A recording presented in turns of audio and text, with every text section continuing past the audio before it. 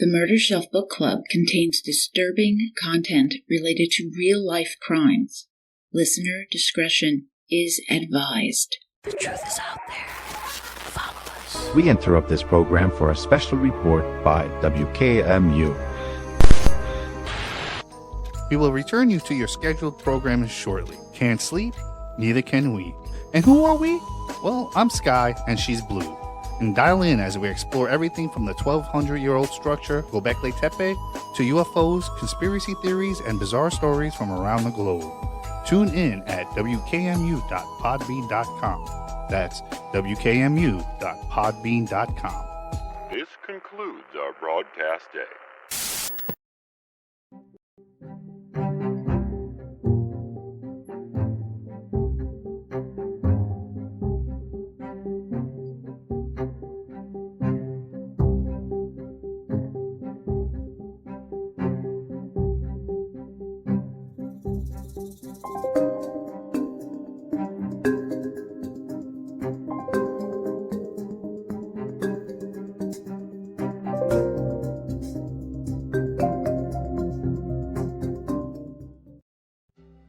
Welcome to the Murder Shelf Book Club podcast. I am your host, Jill. I'm hoping that everyone is doing well and enjoying the fall. And I have seen some Christmas commercials. I am not ready for Christmas commercials. And fortunately, Thanksgiving is right around the corner, so I'll be cooking up a storm shortly.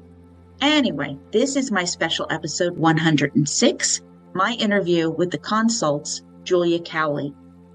So Julia Cowley is a retired FBI agent and profiler who served 22 years at the Bureau.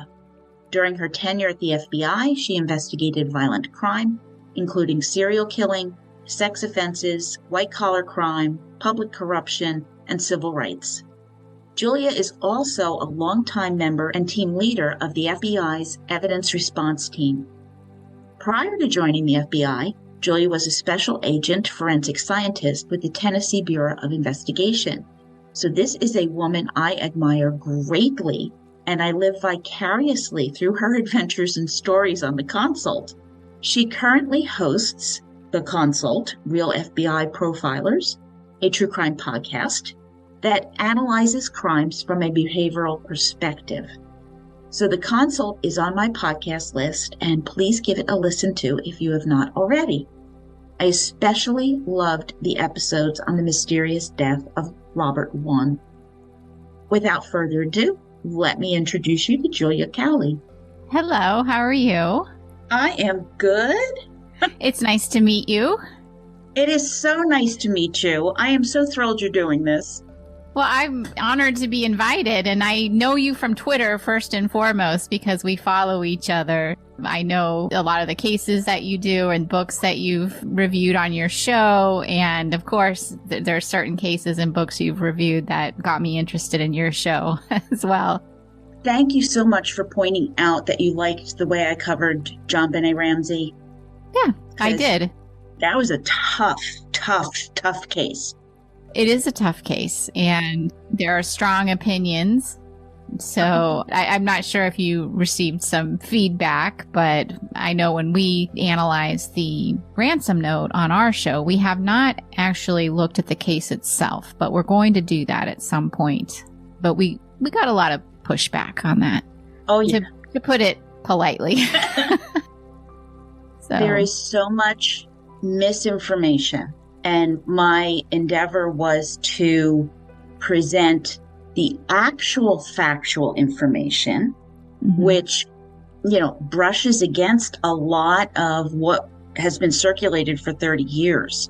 So it was tough. I covered Paula Woodward's book, The Unsolved Case of JonBenet Ramsey 25 years later. Yes. So that made me read her first book.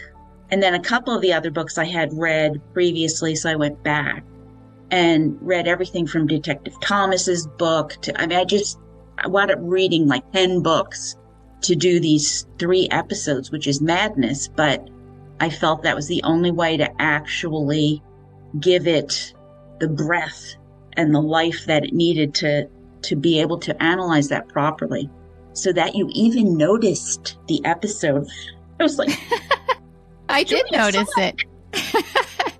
I know, I did notice it, and I'm always interested in cases, even if someone would have a different perspective. I agree with your perspective, and I was happy to see that you went and looked up the actual facts, because there is a lot of misinformation out there, as you pointed out.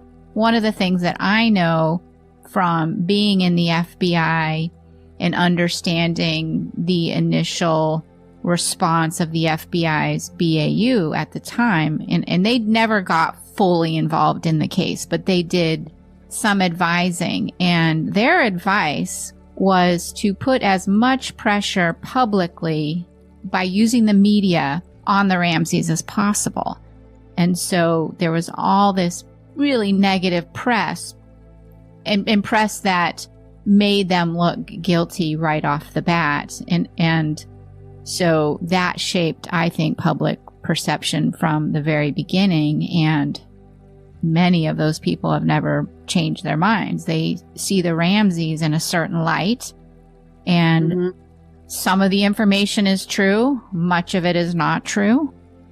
So I think that's how it all kind of got started. And of course, the investigators at the beginning felt they should be prioritized as the number one suspects. I don't disagree with that. I don't either.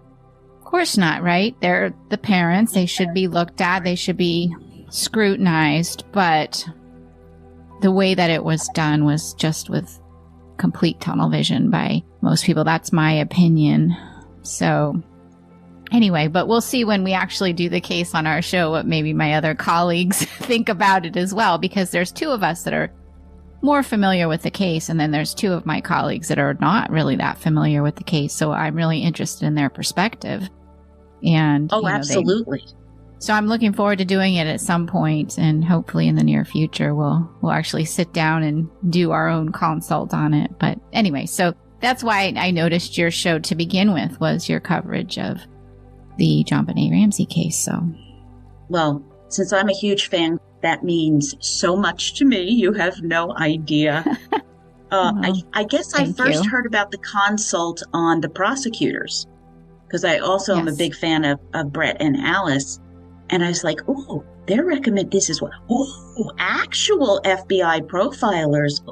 Ooh. So I couldn't wait to listen. Yeah. They're big supporters of our show. And the way that happened, kind of a funny story, but Brett on his show, and I listen to the prosecutors as well. I like their show. I think they do a good job. And I was listening to it, and he always kind of knocked behavioral analysis and made fun of it or downplayed it. I don't disagree. I understand why people are skeptical of behavioral analysis, and they should be. It is not an exact science, and I understand that, but he would always make fun of it a little bit. But then I realized that he and Alice both do behavioral analysis on their show. They're analyzing behavior a lot in the way that we would. So I just randomly sent him a message thinking, you probably never get this. And I said, I know you make fun of behavioral analysis, but you're actually pretty good at it. And then he just said, well, do you want to come on the show?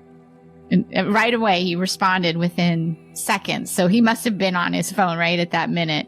And I said, sure, I'll come on and talk about it. And we had started the consult, and then I took a hiatus. They had a tragedy that hit very close to my family. So I took some time off from doing the show and just concentrated on all that was very necessary. So at the time I went on the prosecutors, I wasn't doing the consult, and I was thinking about getting back into doing the show, but I didn't promote it on the show. And so Brett reached out and he said, our listeners really enjoyed the episode. Have you ever thought about doing your own podcast? And I said, I have done a podcast, but I've taken a break from it. I'm going to get started someday. And he's like, well, we'll support you, whatever you need. And so that's how I ended up getting back involved in it.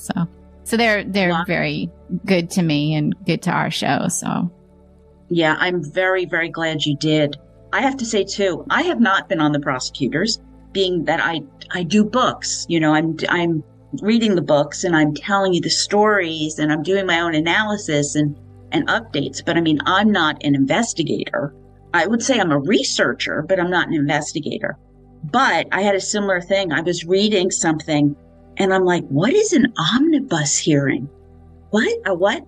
I can Google like everybody else. So I Googled, and that really didn't help all that much. So I said, what the heck?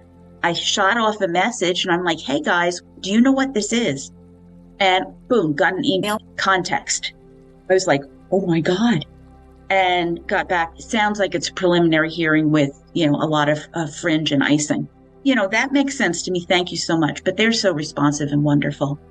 They are. I mean, that's how you should be with your listeners, I think, is that you get right back to them if possible. I know it can get busy. Sometimes it might take me a little while, but I try to get back to everybody. And I tell people sometimes I may miss your message, so I do try to. I mean, I certainly don't have as many as they do. But yeah, I think that that's important to answer the listeners' questions that may come up as you're listening to their show or something else, and in the legal realm or the world of profiling, and that keeps you connected.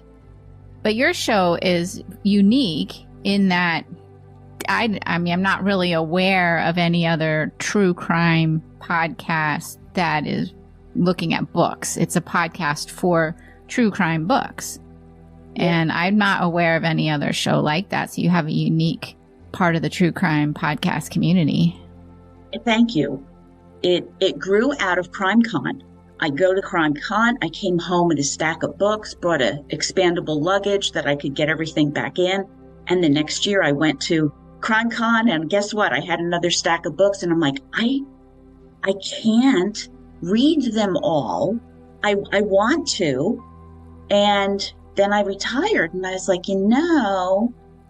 I could probably give you a real sense of the story, then add my 2 cents in there, and maybe update the case since publication.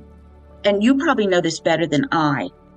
Every case I've ever read about, been involved with, you have a number of suspects. And you find out later it's not A, it's not B, but it's D.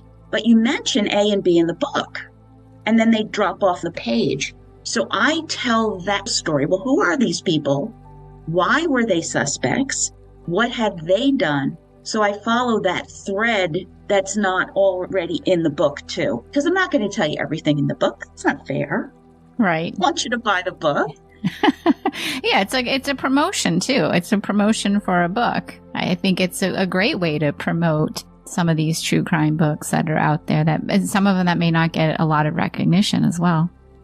I try to pick bigger cases to do, like JonBenet, but I also will pick very obscure cases that maybe there's been a book on. I do want to cover the stories that are not as well known. They deserve to be remembered too. They do. What we do on our show is we have done some higher profile cases, but we also do a lot of lesser known cases, just to put a spotlight on them. But also for investigators or people that are very interested in true crime and how cases get solved and the behavior, I think you can learn something from every case, whether it's a high profile case or not. And I know a lot of listeners want to hear, well, what do they think about the highest profile cases? Like, I get a lot of requests for doing Delphi. Or they want us to say Delphi has to be. Yeah, we get a lot. And we don't do cases that are current or have an ongoing investigation or active investigation or going to go to trial. That's just not what we're suited for. We have to really have access to a lot more information than might be available. And all we would really be able to do would be able to speculate. I could have some ideas about it, but so that's not really a case we could do on our show. So that's why we tend to do cases that are older, either unsolved or solved. I like to do the solved cases so people have a sense of satisfaction of, okay, how did this case ultimately get solved? And to sort of demonstrate, and this sort of ruins the premise of our show, people want to say, oh, did profiling solve the case? And that's what we say. It doesn't solve the case. It may help. It may be interesting. We may have provided some investigative suggestions that were helpful, but ultimately it's not what solves the case. It's a tool. Right. And it can be helpful.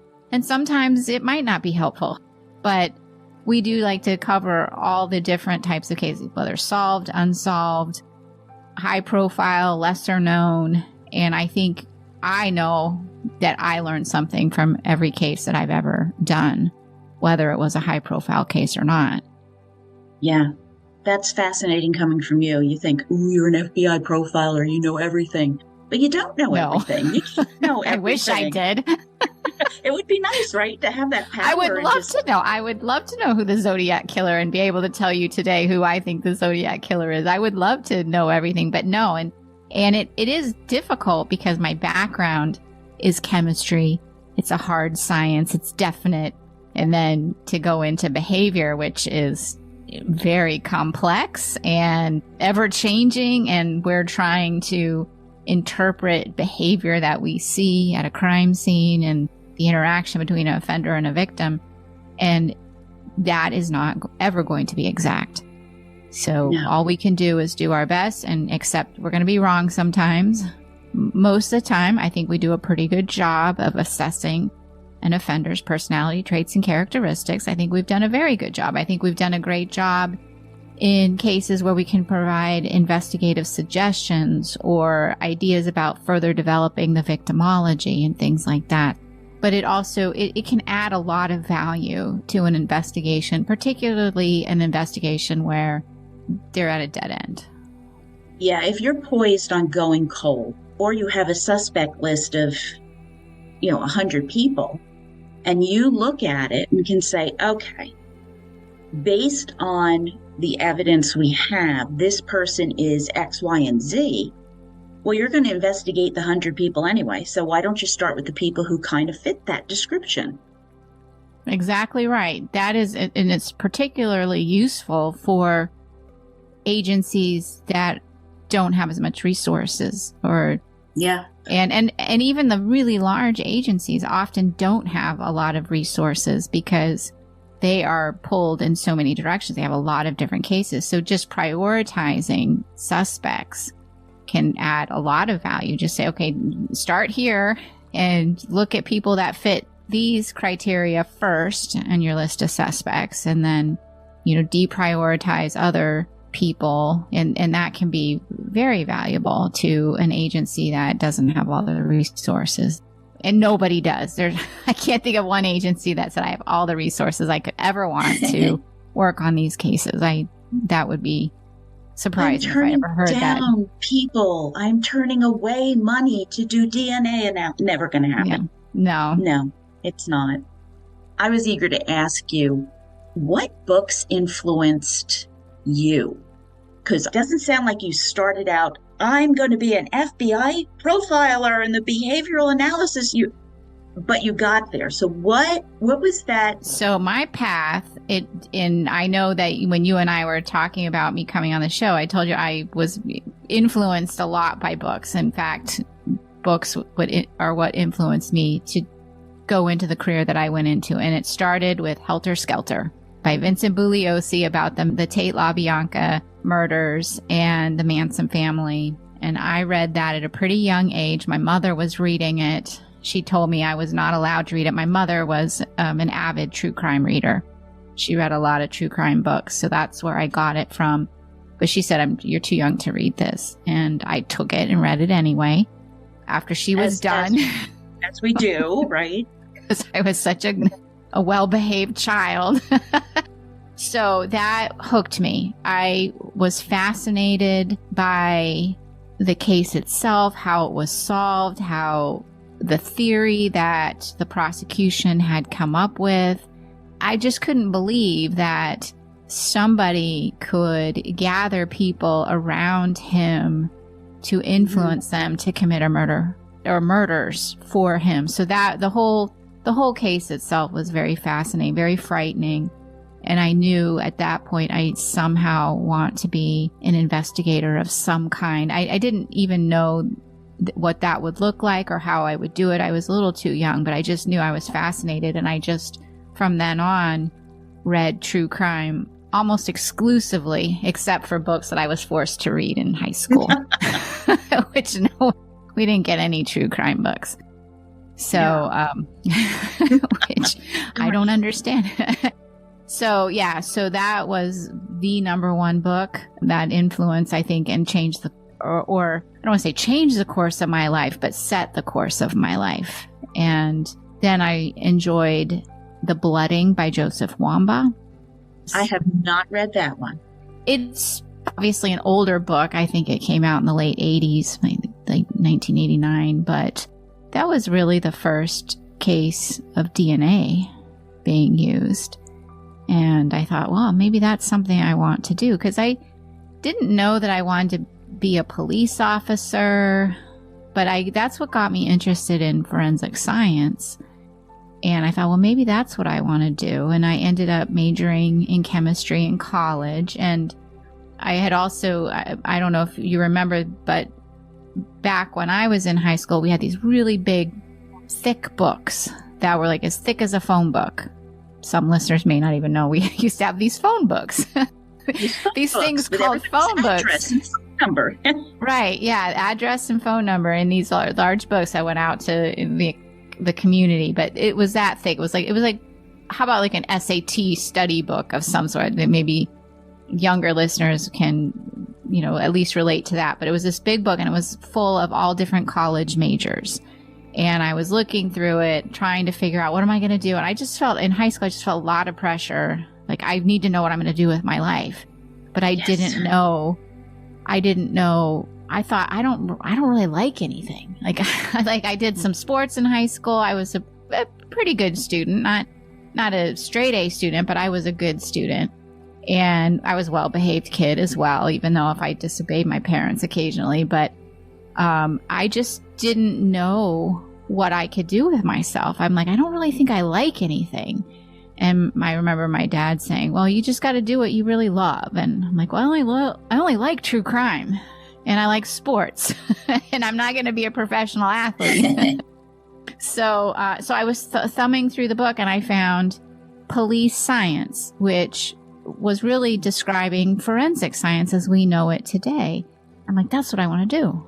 I want to work in a crime lab. And, I had read The Blooding, or it was around the same time, I think, maybe a little bit before I was thinking police science, and then read The Blooding. And I'm like, okay, definitely want to do this. So that's what got me interested in, that's what I'm going to do. I'm going to go into forensics. And so I majored in chemistry in high school, knowing that I wanted to work in a crime lab and go out to crime scenes and collect evidence and bring it back to the lab and analyze it. And so I did that. I worked for the Tennessee Bureau of Investigation as a forensic scientist before I joined the FBI. And then at some point in all of that, I read John Douglas's Mindhunter. So, and that was like, that's what I want to do now. I want to take my forensic background and apply it to cases, the kind of cases that John Douglas was working. Because, I think any investigator, anyone, we all do it to some extent. When you go into a crime scene, or you're investigating something, or you're reading about something in the paper or something, and you're thinking, what kind of person could have done this? Who could have done something like this? What are they like? And what happened here? And what was the motive? And these are the things that every crime scene I went to. Sometimes I'd show up at a crime scene, and they're like, we already arrested somebody. We just need this scene processed. And other times it was a whodunit. We don't know who did it. So we would process it with that in mind as well. But you're always thinking, what kind of person did that? Who if somebody was arrested, I want to be like, can you tell me about them? What are they like? Why'd they do this? That's when I thought, I think I want to join the FBI and become a profiler. And I was still in my 20s when I decided that I wanted to do that. And I had a coworker in the laboratory who I really admired, and he joined the FBI 2 years before I did. And he was enjoying it quite a bit, and I kept in touch with him, and he sort of talked me into it too. I mean, I was already thinking that's what I wanted to do. And with his encouragement, so I applied to the FBI with the idea, knowing that I might not ever get an opportunity to be a profiler, because it's a competitive position even within the FBI. But I joined the FBI, knowing that I might not get the opportunity, but I'm going to try and see what happens. And, fortunately, I did it.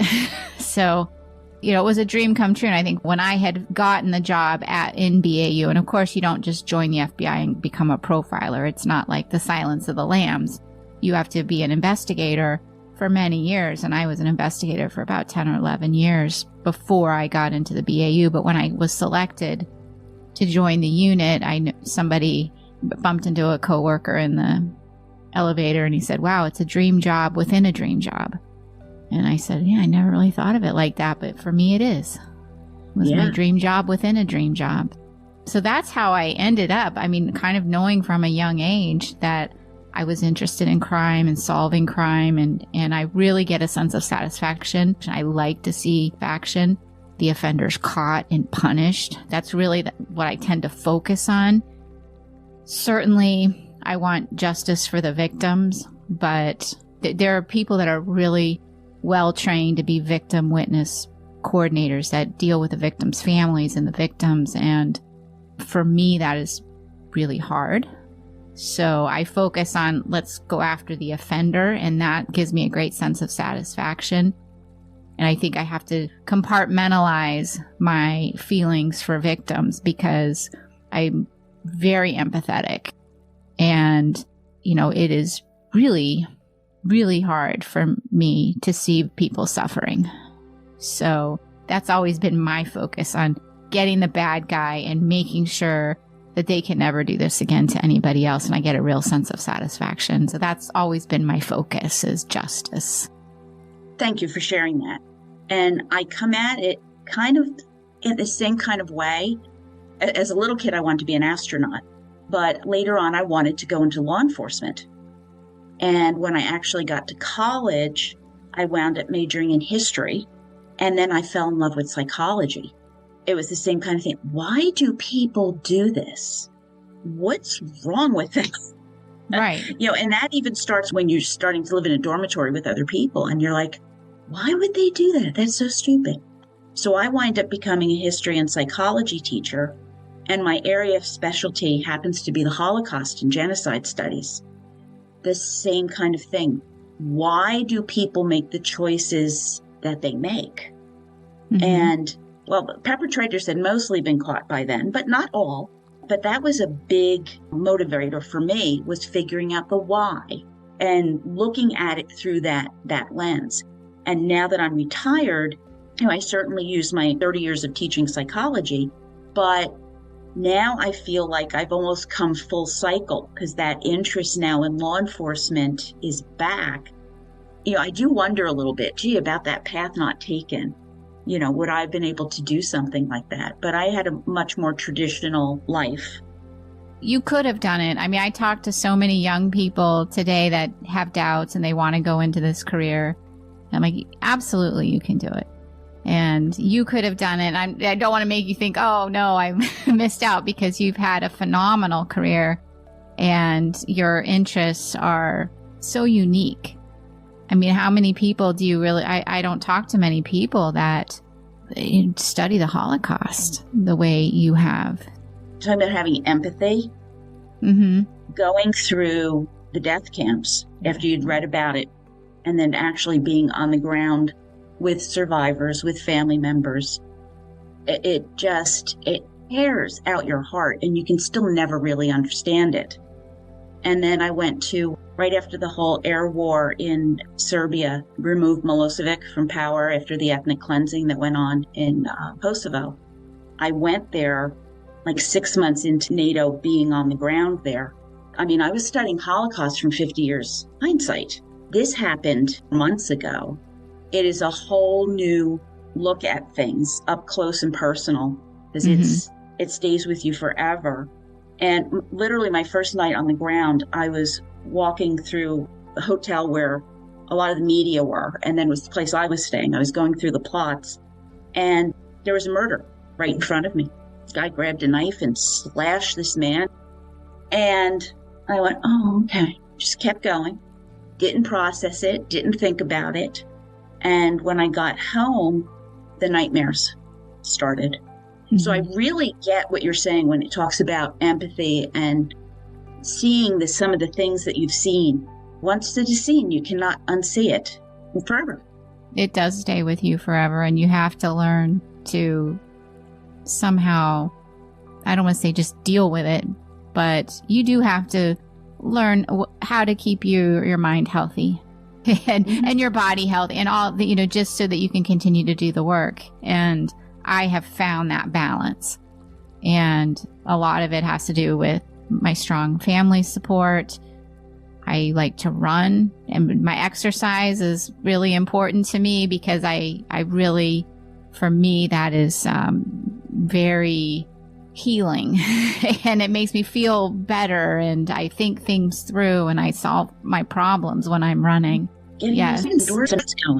Yeah, and that's what really has always worked for me. In fact, when I was working in the behavioral analysis unit with one of my colleagues, Susan Kostler Drew, who's on the show with me, every morning we'd go for a run together. And she's a runner too. And that's not going to work for everybody, but we would go out on our runs and we would sometimes talk about work. Sometimes we talk about other issues. And it was just always something we really looked forward to each morning. And I think that was really helpful. And then I do really love the work too. I find it very interesting. And of course, when I'm doing the work, I cannot sit there and be thinking about necessarily what the victims went through. If I put myself in their position, I think that would be too overwhelming. So I really focus on, okay, let's see, why did the offender do this? And what was going on with them? And of course, understanding the victim is very important. But, just keeping that emotional distance is also something I've really tried to learn to do. Occasionally, and not so much when I'm reviewing cases, but when I used to go to crime scenes, occasionally something would hit me as making me sad. I'd think of something personal, or like there was one case, this elderly couple was just in their home one day, couple kids driving by, wanted to steal their truck. They go in, kill them, and leave them. And this is around the holidays. Oof. And we were processing the scene. I went into the guest bedroom, and all their Christmas presents were on the bed for their grandchildren. They were wrapped and they had tags on them. And that really got to me. It's like sometimes it's the personal effects that I see, and the reminder that they're just living their life. And someone just came and inexplicably, for no reason at all, took it away. So it's like those moments, and then you have to just take a deep breath, get a grip. But I will never forget how I felt at that moment. But then I got to go back to, I have a job to do, because I'm going to help catch who did this to these people and who took away their Christmas with their grandchildren. If I had a close experience like that, I had done the book, The Killers of the Flower Moon, all about the 1920s, the Osage murders out in Oklahoma. They just had the film, which was not so great, by the way, but the book is phenomenal. Mm-hmm. And did 2 episodes on the book, and I did something different for that third, because I always do trilogies. I wanted to do an Indigenous woman cold case in Oklahoma. And I said, how hard can this be? I'll just look up and blah, blah, blah. I research, I'll be fine. Oh my God. Next thing I know, I'm talking with the sister. I'm talking to the best friend. They have suspects in the case. There's not enough information. That's when I stopped and reached out to Muskogee Police Department. For all I know, you're poised about to arrest somebody, and I could very well insert myself here and screw things up. So they were very kind and worked with me on the cold case. Kristen Sue Richardson, I'm going to say her name. And they've never found her body. They suspect she is dead. But not having been in Oklahoma, not having to see her home and what happened there, not having access to the case file, darn it. They just didn't send it to me. Do you believe that? No, of course not, right? Go figure. But being that close to family and working with them and listening to them and their pain, it was hard. Yeah, there's books. It still can get to me, but I have a little bit of insulation. That's the hardest episode that I have had to do. And there have been some humdingers, but that was really hard. Yeah, it is hard. And now that I do the podcast, I don't have that buffer as much as I used to, because when appropriate and when I can, I will let victims' families know, either through the police department or I'll reach out. And so I have a lot more contact now with victims and victims' families than I did when I was at the BAU, because in the BAU, you're not doing the investigation, you're reviewing things. It's the investigators, it's their case, it remains their case. You have that barrier up. And now with the show, I don't always have that barrier. And sometimes I am part of the story because I may have profiled the case, but it's really not my story. It's the family's story or the victim's story. So I want to make sure that they're okay with it. And I don't want anyone to be blindsided by the fact, oh, you did a podcast and I didn't know about it. So, see, I always check with the authors. Sometimes there's a response, sometimes there's not, especially if it's an older book. You fumble around trying to figure out how to reach out. I'm not good at this. I so hesitate to reach out to the family.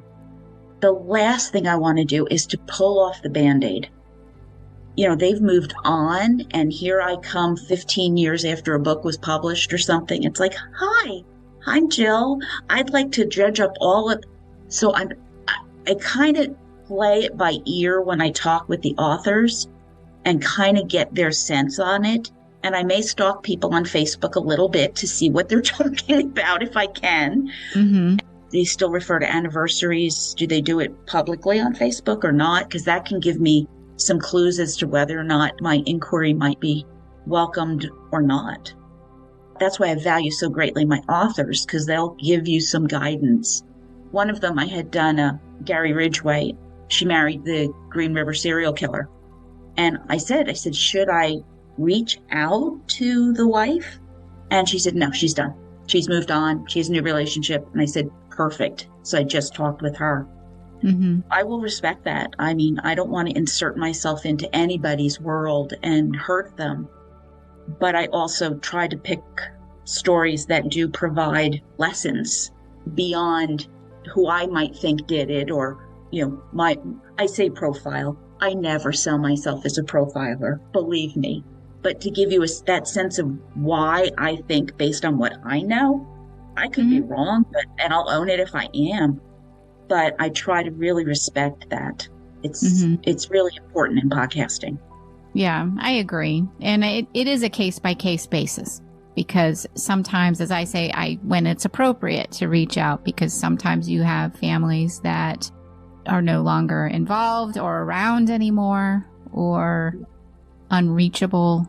And I also want to make sure that, like you, I'm not interfering with any kind of ongoing active investigation. Most of the cases, as I said earlier, are not active investigations, but I let the police departments know, we're going to cover this. And if I've never had anyone say, no, don't do it.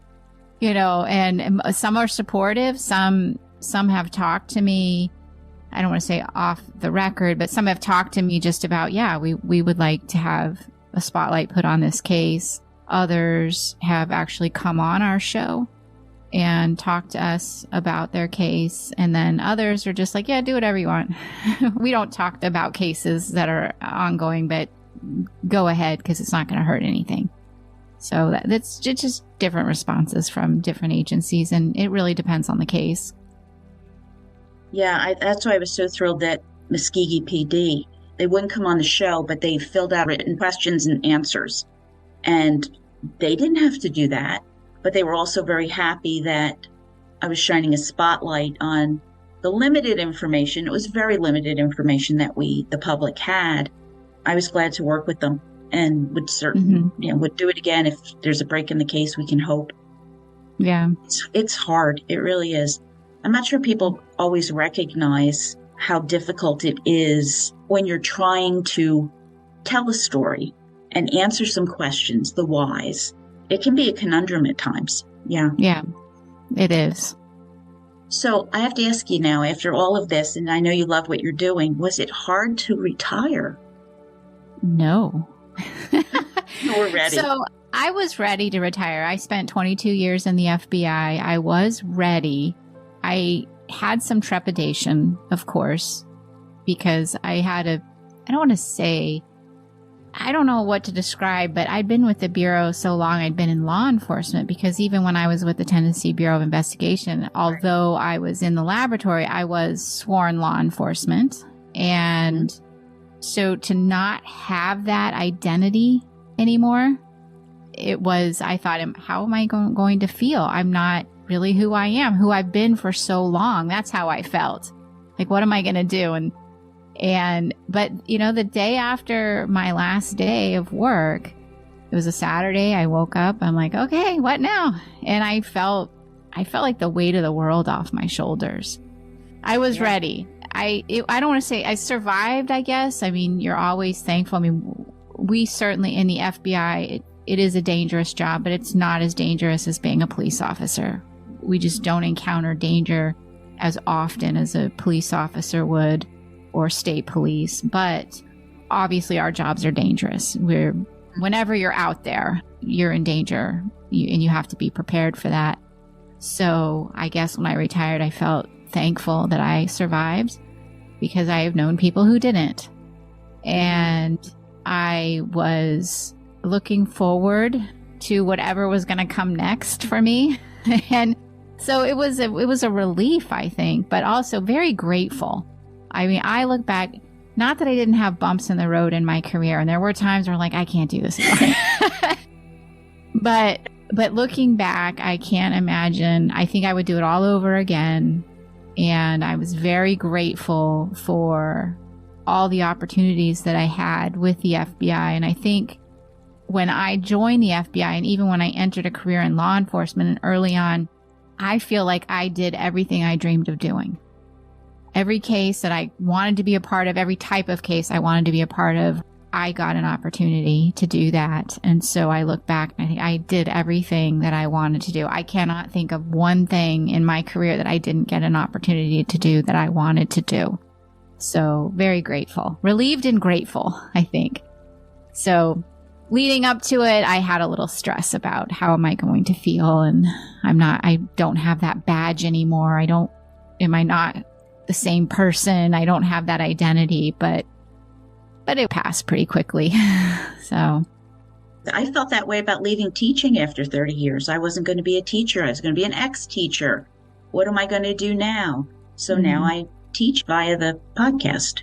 Yeah, the podcast, exactly. By doing the podcast, it keeps me not only doing the work I love, but I'm doing the work with the people that I loved working with. I mean, the people that I do the podcast with so I'm so thankful they joined me on the show. They didn't have to do it, but I still learned from them. I learned so much from them. And it's like being back in the unit doing the work together again. So it's almost in some ways like I didn't leave, but it's different. I don't have the same pressures that I had when I was an FBI agent. This is more on my own terms. That's great. Mm-hmm. Yeah. Yeah. How did you decide to do the podcast? Well, I did listen to true crime podcasts before I retired. And the first true crime podcast I ever listened to was Criminology. And I listened to their coverage of the Zodiac murders. That's how I got into it. And then I know my family was saying, you got to listen to Serial. So I listened to Serial.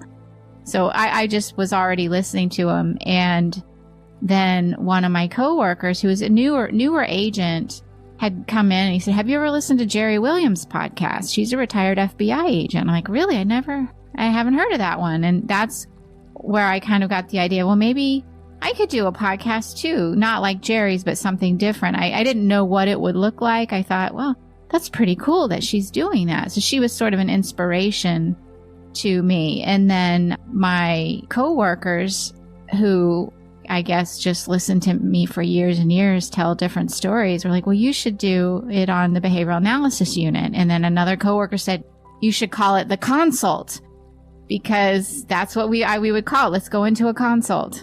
Let's have a consult on this case with these detectives. That's what we called it. So he's like, it'll be called the consult. And I, so the idea was percolating with me. I wasn't set on it, but then at my retirement party, they got me 24 the consult mugs.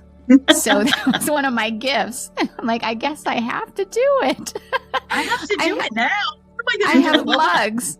They created a logo for me. I have mugs. And so that was like, I have to do it. So I had no idea how hard it was going to be. I called up a couple of my former colleagues. I'm like, we could do this. Let's just get on and talk about cases like we did when we were at the BAU. So one day I just said, okay, let's just get on and we'll talk about the Golden State Killer. We'll talk about Joe DeAngelo. And we just did it on a whim, recorded it, released it, and that was it. And then people are like, where's more? We want more episodes. And then it was very sporadic. We do a show and I didn't have a real schedule or anything like that. So I had really no idea how hard it would be. Really silly. Well, it's hard. It is hard. I mean, I knew it would be. I wasn't thinking it was going to be super easy, but I just didn't realize how much work would go into it. And, our show really is what it's like in the BAU. We just talk about cases. We talk about our impressions. It's unscripted. Mm-hmm. Sometimes we'll talk about a particular aspect of a crime, and then somebody will say, you know what, can we go back to that? Because I'm thinking something else now.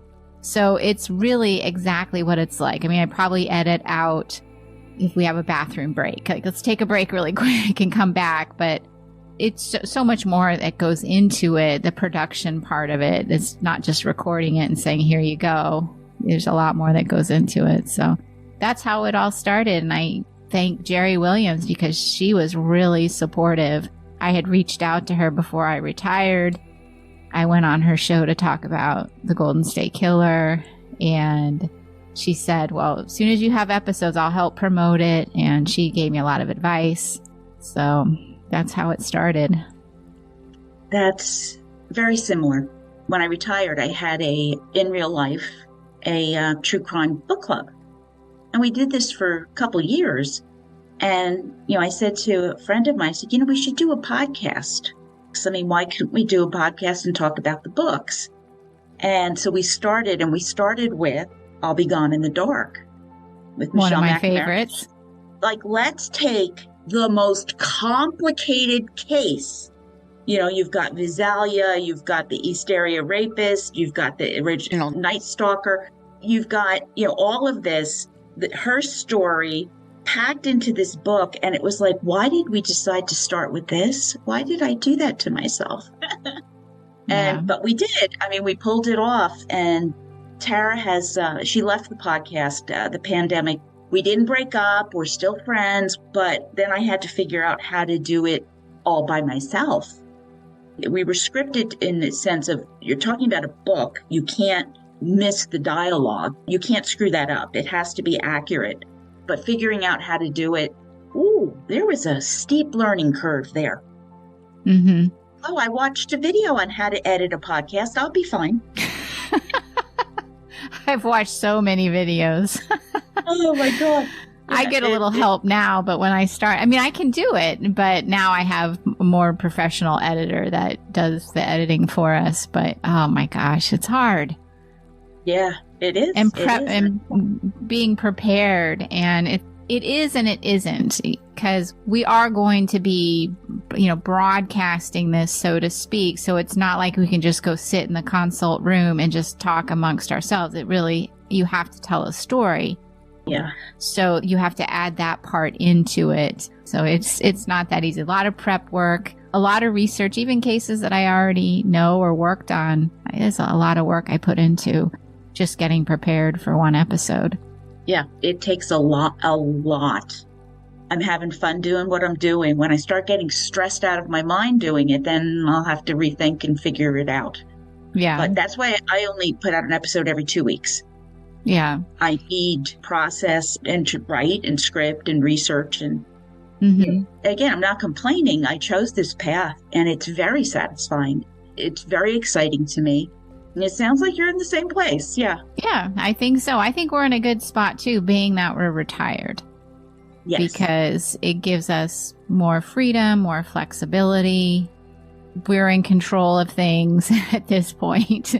So I in the back of my mind, I always know if it isn't enjoyable anymore, if I'm not continuing to learn anything, at any point I can say, hey, we're gonna stop the podcast, and I'm in a good spot that I can do that, which I think makes me enjoy it all the more. Like I can keep doing it. Yeah, and we were every 2 weeks, and then I realized, well, let's think we can do every week. So now we're a weekly podcast for the most part. If something comes up, I might miss a week, but for the most part, we're trying to stick to our weekly schedule. And I think that's really important. I learned that early on. You need to stick to a schedule. And I'm like, what? Listeners expect a schedule? Good grief. No. I know, I understand as a listener, if I didn't get my favorite podcast episode, I'd be like, what is going on? Where is it? Did I miss know. It? Yeah, it'll sneak by me every once in a while, and I do subscribe, but you've got a glut of emails and everything coming in, and I'll be like, where's my part 2? Damn it. It's hard to keep up with not only my own podcast, but all the ones I try to listen to. I don't listen to as many as I know I probably should, because there's a lot of good podcasts out there that I know I'm missing. I find I go on a tear and I'll listen to 20 episodes. And then it's like, okay, I'll get back to you. And then I move on to the next one. Because there's so many out there, and I want to support people too. And my big issue right now, which books? It was nice in the beginning when I'd sit down and I'd go literally to my murder shelf and I'll say, oh, I like that book. I think I'll do that one next. But now I'm contacted by publishers and authors, and this book came out and it's overwhelming. It's in my Patreon group, I float suggestions. Which of these do you like? And we'll pick one. And that's a lot of fun. But it's nice having their suggestions too, because you have your room where you consult. I have my room where I'm reading, scripting, or whatever. And give me some input. How do you want to go with this? And I respect the input because I need the input. I like the input. I don't want to do a book that nobody's interested in. So I really respect that. Yeah. So what's next for you? Just more cases? Just more cases. Yeah. I mean, like you, we get a lot of case suggestions, and some of them, unfortunately, I don't feel we can cover because we just don't have enough information. Some of them I look into and I'm able to get more information on them, enough that I think that we could say some things behaviorally about it that could be helpful or inform. Continuing the podcast indefinitely at this point until, like I said, it's no longer fun. I'm always getting ideas from different books, and I have to go back. Like, we reference some books on our show, like some just books on like psychopathy or something. So I have to go back and read some of those. And so I'm always reading, always researching cases and trying to figure out, okay, what's going to be our next case. But I'm just going to continue to do this. And I just recently became an empty nester. Both my kids are now in college. My daughter's a freshman. So it's a whole new chapter of my life now. And that is not as hard as I thought it would be. I was really sad leading up to it. We, dropped our daughter off at college. We moved our son into his new apartment. And I kind of felt like, what now? But I also came home like, well, I'm going to clean this area and it's going to stay clean. And my husband and I can decide what we want to have for dinner. We don't have to have, input from anybody else. It's been fun. And luckily our kids are not too far away, so we can go visit them. So that's a whole new thing, that I'm involved in, is being an empty nester and having a little more freedom at home for now. I mean, obviously we have college bills to pay, but yeah, so. I have 2 daughters, and we raised the girls to leave. Not to throw them out, but to be mature, responsible, able to function in the world and leave. And the joy is when they come back to visit. Yes. And it is wonderful. Yeah. And I've got, 2 adults to engage with. And this has really been like the happiest time of my life. Yeah, that's great to hear. I know I feel the same. My son, when he went to college, he'd come home to visit. It's pure joy to have him home. It really is. I really enjoy both my kids' company as young adults. And I am very proud of them. And you're right. We raise them to leave. We raise them to be independent of us. But then it's kind of like leaving the FBI. You're like, am I useful anymore? I don't have that. I don't have anybody to do anything for, and I'm used to that. And I get a lot of value from that by helping and taking care of my kids. And when that's not there, of course I'll always be there for them, but of course I have now two kittens. Well, they're a year old now. Now I take care of the kittens and they expect to be taken care of. And of course my husband, but he's a big grown adult and he can do his thing too. But it's a wonderful transition. Enjoy it. You have earned not to have to run around and pick up somebody's socks and where's the extra toothpaste and I can't find my cleats and it's you only have to know where your stuff is. That's right. Wonderful. That is a nice feeling. I do like that. Because I would always, even over the summer when the kids are home and they have their jobs to do as well, but very non-traditional in some ways, but also very traditional in some ways. And, I always like to sit down and have a family dinner. I learned that from another colleague who said, as busy as he was as an FBI agent, whenever he could, his family was going to sit down and have a meal together every night. And of course, that's not always possible as an FBI agent, but you do your best. And I really thought that's what I'm going to do, really make sure that when we can, we're all going to sit down. And so even over the summer, we always tried to do that. So by 5 o'clock, I'm like, oh, what are we going to do for dinner? I got to go get ready. I don't really have to do that anymore.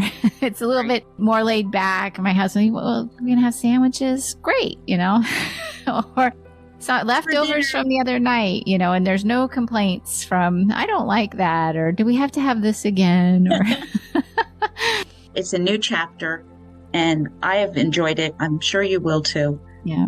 And I really just want to say thank you for doing this. This has been the most delightful conversation. It has been. I appreciate it. I know you do books, and so I'm honored, and I'm glad that I could work in some books into your show and our conversation today. I know you covered I'll Be Gone in the Dark, but have you covered any of the three?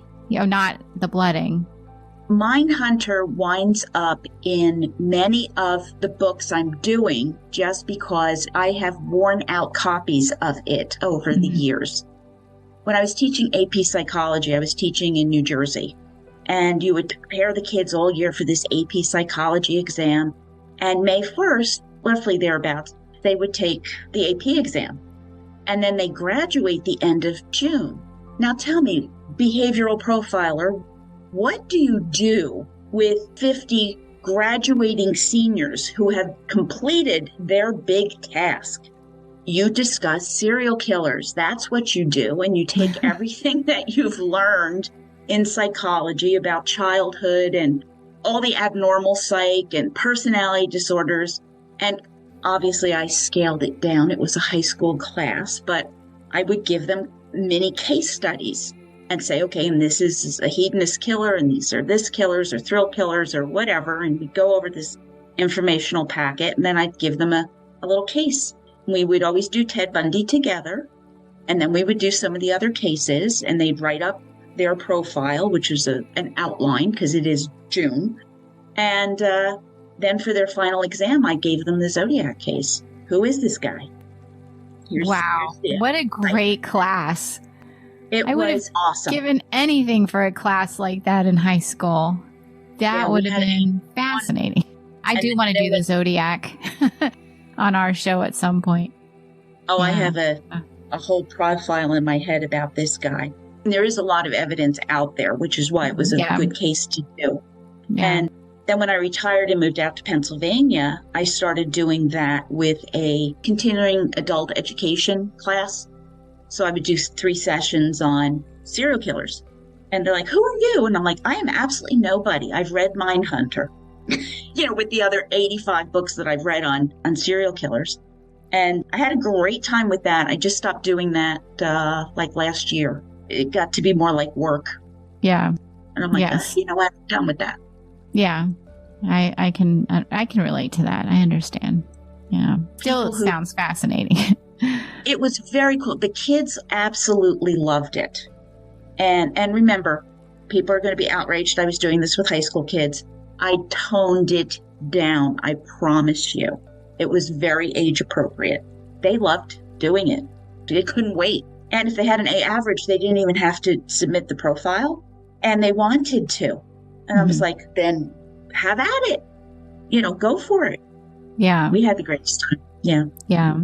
I mean, as a high schooler, that would have been fine with me. But I can understand. I think sometimes even, particularly now, I forget that people aren't fascinated the way I am fascinated, or where a lot of people are fascinated and don't like, I don't want to say like, but are extremely bothered by gruesome and gore and violence. And I understand that, but sometimes you forget that. But I know as a high schooler, I would have loved it, and there wouldn't have been anything that would have upset me. I would have been like, I want to know everything. You don't need to tone it down. I would have really, because I was reading a lot of that, which I don't know if that was healthy or not, but I think I turned out okay. And I did have a former high school classmate who I had not kept in touch with that discovered my podcast. And she wrote to me and she said, I remember you always reading those books. And I'm like, oh no, I think people thought I was a weirdo. It was like she capitalized those books. And I'm like, oh, that's what people remember about me. Like, I'm this weird, kid that was all into murder. The family nickname for me is Death and Destruction. Well, let's see. Yeah. Holocaust, genocide studies, serial killers, and the other thing that I do is terrorism. I helped write the New Jersey Department of Education terrorism curriculum. Oh, wow. So was very involved with the Twin Towers, both on 9/11 and the earlier bombing that took place. So, yes, death and destruction. Terrorism, serial killer, murder. Yeah, bring it on. Mm-hmm. Someone's got to do it. Right? So someone's got to do this work. I fully admit that there's something seriously wrong with me, but at least I'm using it in a wonderful way, I think, to try to raise awareness and trying attention on cold cases and yeah, and develop your own interests as well. I know I get something out of doing my show. I always learn something. I find the cases very interesting. I like talking to people. I especially like talking with detectives when they'll come on our show. And also getting to meet other podcasters. I have like a community now of other podcasters. Now you're a part of that community. And you think once you retire, I don't want to say you're never going to meet interesting people, but you sort of think like, what now? And then you realize, wow, since I retired, I've met all these really interesting and fascinating people, and that are now what I would consider friends. Even some of them I've never even met in person, but I've Zoom called, or I've done their shows, or we've talked about cases. And I can't believe I've met all these people, and I have this whole group of podcasting colleagues now that we're all kind of in the same boat. We understand what we're all doing and support each other. It's nice when you find your people. Yeah. Yeah. Definitely. Yeah. And then there's the people like, I'll stay away from that person. Yeah. There's a lot of controversy out there too. So you got to, tread carefully. Yeah. Well, have you ever heard the Unfound podcast with Ed Densel? I had him on the show. I interviewed him. He only does missing person cases, and he's not in the true crime category.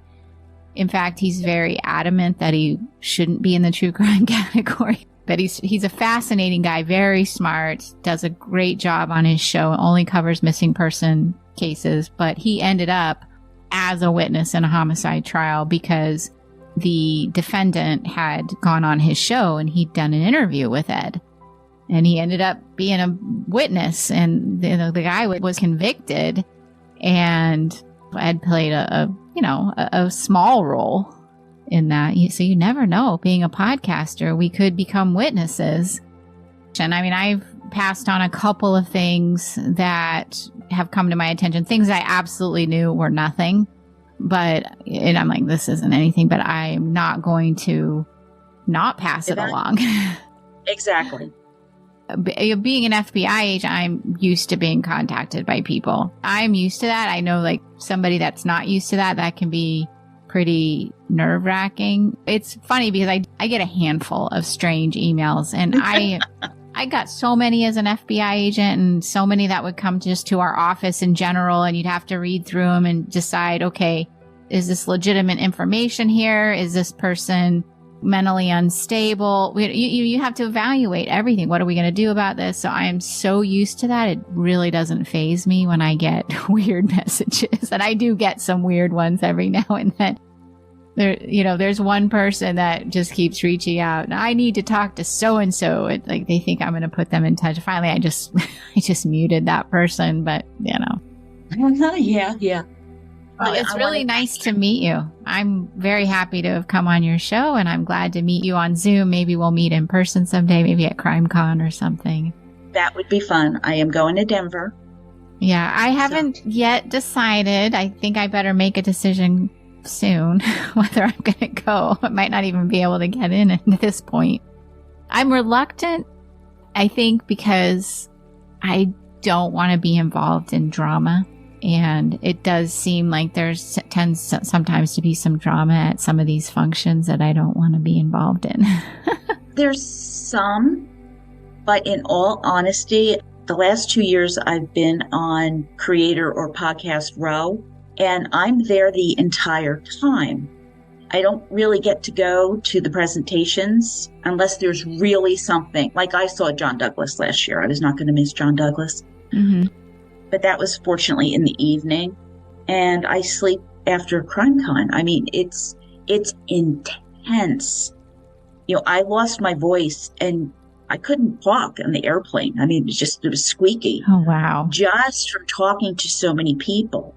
My booth past year was right next to Body Bags, Joseph Scott Morgan. Oh, yeah. So I'm dying. I'm not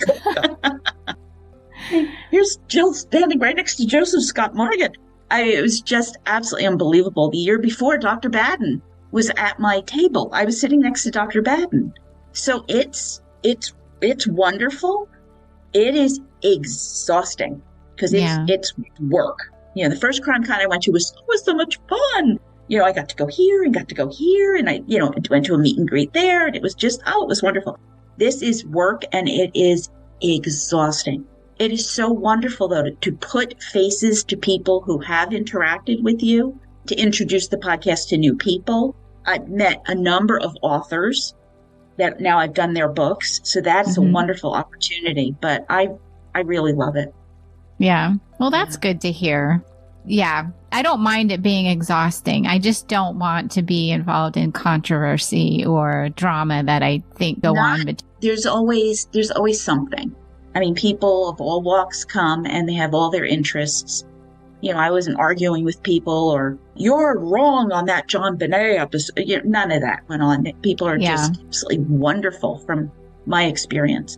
It is a little interesting because I've actually done this to my chagrin. Is you're coming out of the bathroom stall and someone's going, "You're Jill!" And I'm like, "Yes. Can we wash our hands first and I'll shake yours?" That's crazy. But I've done that to people too. The emotion though gets away. You see someone that's been in your car traveling with you, and then all of a sudden people get excited. That's quite wonderful. Mm-hmm. And then like the people that you meet, hanging out with Cheryl McCollum. Hanging out with Nancy Grace. The dynamic duo, those two.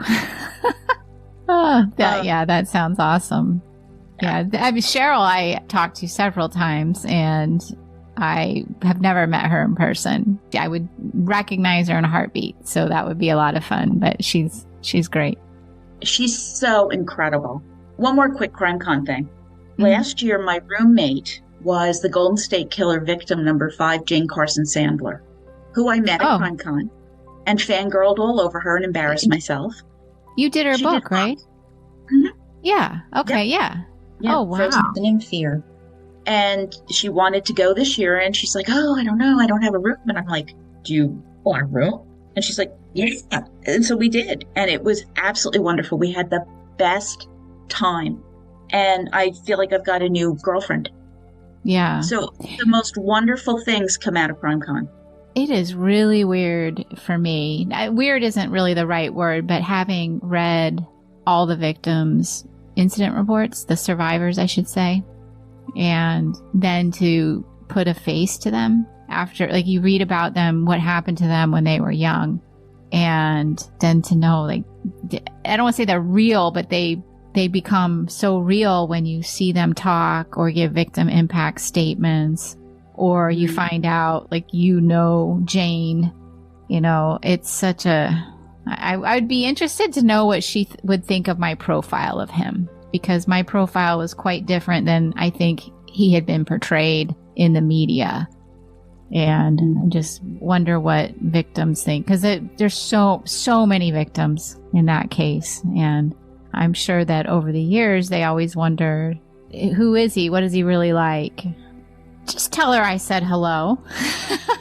I know that's kind of weird, but I know her name. I know her name from the files. And obviously I studied her case along with all the others. And I studied the offender. And I just, if she was open to it, just let her know I said hello. And I think about a lot of the victims, She's absolutely an amazing woman. I just love her to death.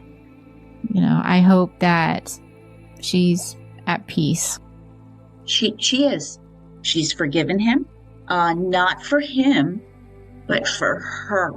She said that carrying around that duffel bag of angst and anger and outrage, and she says, it's not good for me, so I let it go. And she says, once you do that, it's so freeing. A lot of it she chalks up to her Christian faith, and that's absolutely fantastic. She's happy. She was so glad she got to give that impact statement, though. DeAngelo, you look at me. Yeah. She's become good friends with Bonnie, DeAngelo's ex-fiance. That is really interesting. I mean, good for her. Yeah, I remember those impact statements, and I remember when they caught him, and like I said, my profile was different than other people had portrayed him. And I think it was accurate. I think he's an insecure man. I think it got studied. There's a professor at the university, I think it was the University of Texas, that did a comparison of the different profiles that had been done over the years on this offender and on his crimes. And I ended up talking to him about it. And he said, yeah, your profile was the most thorough, the most accurate. And one of the biggest things in my profile that I think caused a lot of people to question it was that I said the offender was very insecure, and that I thought attacking couples and having a man present was central to his fantasy, as opposed to it being a hindrance. He needed that, and it was like the ultimate overcompensation for all his insecurities. And I believe it was Bonnie who was interviewed about it, and she said that he was very insecure. He was a very insecure person. The study says it was an ex-girlfriend who said he was insecure, so I'm assuming it was Bonnie. Probably. Yeah. But I do wonder, like, how, when you hear that, okay, this guy isn't all that he's been made out to be, how do victims feel about it? Does it make them feel better that he is not as big or as powerful as he portrayed to them? Or do they even care? Like, I just always wondered, how do they feel about, knowing that this is the real him? Yeah. He's exposed. It was my first CrimeCon in 2018, 3 weeks after he was caught. And they had the Golden State Killer panel, and Jane was part of that. There's a bunch of the survivors, and Paul Holes was there, and it turned completely, because now it was, we got him. Who is this guy? And there's a picture of them, and there's a Golden State Killer sign, and Jane is there, and she's going, yeah, he's this big. You wonder why the guy was insecure. That makes perfect sense to me. Well, that's funny, because when I was at the BAU, the case was given to me to do, and there was some controversy because there was another profiler who was very senior to me that felt like he should have gotten the case. And he was really mad about it. So when I came up with my profile, and I ended up not really working with him, I worked with another profiler, Bob Drew, who's on my show. And, it was more of just a better fit for me in doing my work at the BAU, to work with people who I could communicate with better. But when I wrote up my profile, the other agent, the more senior agent who disagreed with me, we had to go in and talk with the supervisor, and he's like, well, I disagree. And I'm like, well, you haven't read the case files. I mean, like, how can you disagree? Yeah. One of the things I kept saying is, and this is long before he's caught. And I said, he's an insecure narcissist.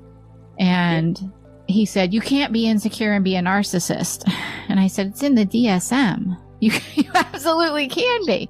And he kept saying, he shot people and he's going in and attacking men. And so, I mean, it was like, it's basically, he had the same idea as I think the public thought at one time. And I said, no, if you really read the files, you can see all his insecurities are completely intertwined into his crimes. And at one point I said, he's like that big.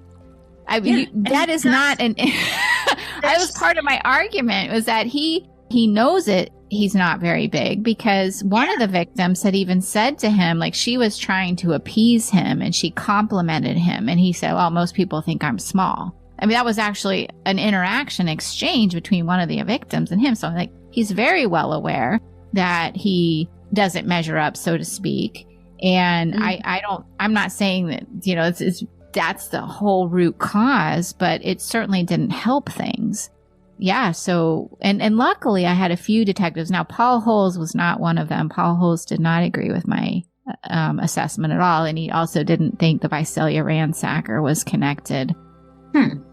He was very opposed to it, mostly because the physical descriptions so different. They were different. And so Paul's coming from really strictly a forensic background, not an investigative background. He's really good at what he does scientifically, but he didn't have a lot of investigative experience. Based on my investigative experience and from studies that have been done, eyewitness identification's just terrible. You can't say because the composite sketches don't match, or the descriptions by potential witnesses or even victims don't match, so therefore it's not the same offender, when you had so many similar behaviors. I mean, I was so confident that this was the same guy. And so luckily we had some detectives, one of them being Larry Poole from Orange County, that he was so thoughtful, so smart, really embraced behavioral analysis, really wanted to understand it. And then a Ken Clark and Paige Neelan from Sacramento. So there was a lot of support that, okay, Visalia is related. And yeah, Paul was very much against it. But after he was caught, I talked with Paul. This is before he had just retired. I was not yet retired. I was still with the FBI. And he was saying, well, he was a police officer, so he had to be secure. And I'm just like, oh my gosh. I'm like, no. Don't you realize? It's like, I mean, a lot of people go into law enforcement because they're insecure, that's, I mean. Want where to be the authority figure. Yes. Because yeah, he's like, well, he was a cop. He was, and that was another thing. I understand. Just saying 100%. Yeah. What? Having worked with so many people in law enforcement, a lot of people go into it for very noble reasons, but you can be a police officer and be insecure. There's, just because you're a police officer doesn't mean you're not insecure. I still don't know that he just behaviorally just doesn't have the same opinion about DeAngelo. Maybe he's come around over the years. It's been several years since I talked to him, but there are a lot of the detectives really were just like, yeah, this is who this guy is. So when he was wheeled into the courtroom, for his arraignment, I wasn't surprised at all.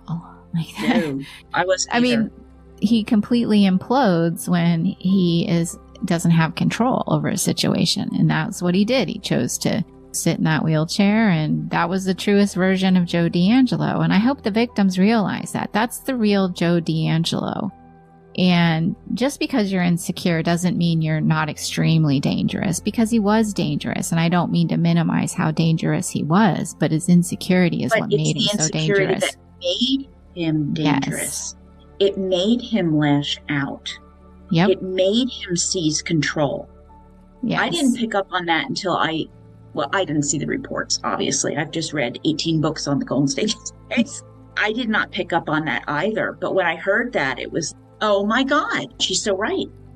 Yeah. It's the same thing with Israel Keys. We just did a show, the four of us on the consult. We collaborated with a show called Somewhere in the Pines. And what they're doing is they are going out and they're trying to find Israel Keys's kill kits. They're the caches that I'm he glad stashed. someone is. So yeah, so they're being very diligent. Yeah, and so one of the things that we were talking about, and I've heard this said about Israel Keys. Well, he didn't want media because he was concerned about his daughter. And like, what? I mean, he drew 11 skulls and blood and left them. Come on, this guy's a drama queen. He wants nothing but media. He wants nothing but attention. He wants to be thought of as this mystical, scary, spooky serial killer. It doesn't mean he's not dangerous. Obviously, he was extremely dangerous, but he's not the guy he's been painted to be. And he didn't care about his daughter. I didn't believe that for a minute. I did American Predator. I did that book. Yeah. Yeah, you had Bobby Jacone on. Yeah. Right. I had Bobby on after that. Again, I wanted to focus on, he hates this, but I wanted to focus on the heroes of the story who brought that girl home. And I want to focus on the killer. And he was marvelous. But, oh man, I had trouble with his relationship with his daughter because he certainly took care of her. But, come on. You know how you protect your daughter? You don't go and kidnap the barista in your hometown. He lost it. He lost it. And none of it was about protecting his daughter. No. She's the cover story. Yeah. He's using her in some way to benefit himself or to create a perception like, I am concerned. Well, the one thing we know about Israel Keys, he was involved in true crime stories. Like, he read them. He followed other serial murders. And I think there's a podcast called True Crime Bullshit. It's actually about Israel Keys, and they named it because Israel Keys was talking about all the, he doesn't want to be a part of all that true crime bullshit, yet he followed true crime and he researched other serial killers and he knew a lot about it. So for him to do and go out the way that he did, to me, it's like, full well that if you paint 11 skulls and leave cryptic, scary messages in blood in your cell and then kill yourself, that's going to create a whole media sensation. People out trying to find his hit kits right now. He continues to manipulate everybody. This is a continued manipulation. Now, I think it's a great endeavor for somebody to go out and try to find these kits, because it might identify other victims, potential victims, you don't know. So I support that. But let's not support 100%. This myth that he was this somehow the best serial killer, the smartest serial killer. He wasn't that smart. He got caught pretty easily doing something really dumb. And like you said, he lost it. He was good. And we think he's good because we had never seen that kind of serial killer who's going to fly, rent a car, drive here, pick up random people all the time. It's just he was geographic in how he chose to cover his tracks. And no, he's not the father of the year. No, it is the same kind of myth that was created about before he was identified about Joe DeAngelo. Let's not make them to be something that they're not. Let's talk about who they truly are. Let's really expose who they are. I think somebody said, are you using your podcast to just take these guys down a notch? And I'm like, not really. No, I'm just trying to, let's just show the real, let's stop sensationalizing who they are. If that happens to happen, I'm okay with that. Yeah. You can do that. And look at what they do, not what they say. You don't want media attention, then don't draw skulls and blood in your cell. I mean, it's like, it's just funny to me how things like, they become these like mythical. Doesn't want media. Yeah. Anyway, it was really great to meet you, and I hope we continue to stay in touch, and maybe I'll meet you in person someday. Yeah, that would be wonderful. Thank you so much. meeting one of my heroes, so thank you. Thank you. As you can see, I'm just a normal, everyday person. I got my dogs here. But thank you. As a teacher, you're one of my heroes. It's one of the toughest jobs and one of the most important. So thank you for your service and all that you have done. All right. Thank you so much. You're welcome. Take care, now. Jill. And this concludes my special episode with Julia Cowley. This has been a delight, and I hope you enjoyed it as well, Murder Bookies. And I was a fan before. I'm even more of a fan now. I just love listening to her. She is the real deal and is very, very satisfying. So check out Julia's podcast, The Consult, Real FBI Profilers, which includes her co-hosts, Robert Drew, Nancy Consular Drew, and Angela Surser, all retired FBI profilers. And Murder Bookies, my next episode will drop in 2 weeks, so subscribe so you do not miss a thing. Thank you for listening. I see you as you hear me. Please share this podcast with your friends and family and leave a 5-star review if you get the chance. It is always appreciated. You can tell me what you think at jill@murdershelfbookclub.com or find me on X, Facebook, Instagram, and YouTube. Stay warm, be safe. See you in 2 weeks.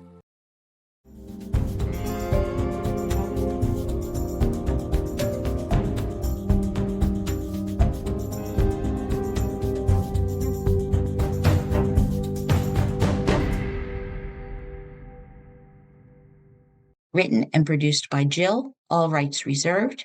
Music, The Pewter Elephant by Blue Dot Sessions.